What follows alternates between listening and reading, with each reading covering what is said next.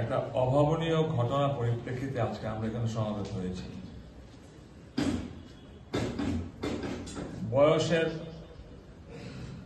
যদি আমরা সীমারেখা মানি, এই সীমারেখায় কিন্তু যতটুকু আমাদের প্রচলিত চিন্তা ভাবনা বুদ্ধি, এদের দুজনে কারোরই চলে যাওয়ার কথা ছিল না, কিন্তু মানুষ চিন্তা করে একরকম, ঈশ্বর চিন্তা করে আরেক রকম। তো এই যে দুজনের শোকসভা আজকে আমরা এখানে সমাবেত হয়েছি, আমার চেয়ারপারসন আছে এখানে মিতালি দাস সেন মহোদয়া, এবং যিনি বসে আছেন মাননীয় প্রণব সরকার মহোদয়। সম্ভবত আজকে থেকে 35-40 বছর আগে থেকে ওনার সঙ্গে আমার সম্পর্কের বাঁধন শুরু।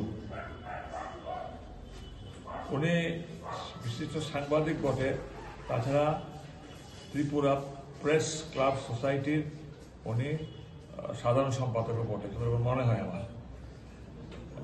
ইলেকট্রনিক মিডিয়া, প্রিন্ট মিডিয়া দুটোতে তিনি যথেষ্ট দক্ষ, এবং ওনার নিজস্বতা ছাপ রেখেছেন আমাদের প্রণববাবু। উনি সবসময় দেখি যেখানে কোথাও সাংবাদিক কোনো না কোনো অসুবিধার সম্মুখীন হন, সেটা রাজনৈতিক, প্রশাসনিক, অর্থনৈতিক, ব্যবহারিক, তিনি সেখানে ছুটে যান।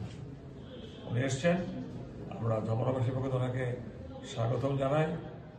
মিডিয়ার যারা আছেন এখানে, ইলেকট্রনিক্স প্রিন্ট মিডিয়ার সবাইকে আমার নমস্কার, শ্রদ্ধা জানাই।